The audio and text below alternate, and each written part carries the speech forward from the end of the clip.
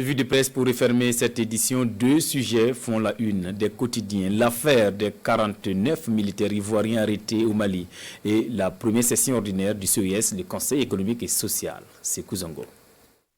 Quelle stratégie pour la sécurité et le maintien de la paix au Burkina Faso? La première session du Conseil économique et social CES lance la réflexion. C'est une actualité qui occupe les parutions du jour.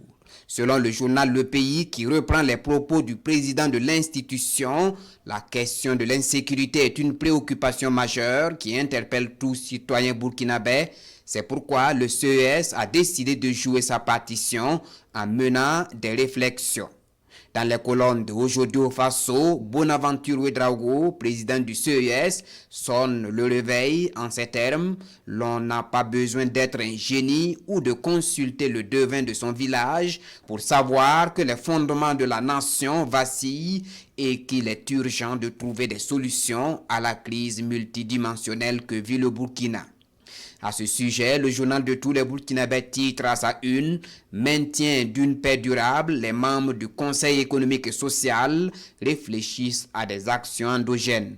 Et puis, cette affaire qui défraie la chronique de présumés mercenaires ivoiriens au Mali fait couler beaucoup d'encre chez nos confrères de la presse écrite. Le Mali attaque, la Côte d'Ivoire riposte, écrit Évariste Ouedraogo de l'Observateur Palga dans la rubrique « Regard sur l'actualité ».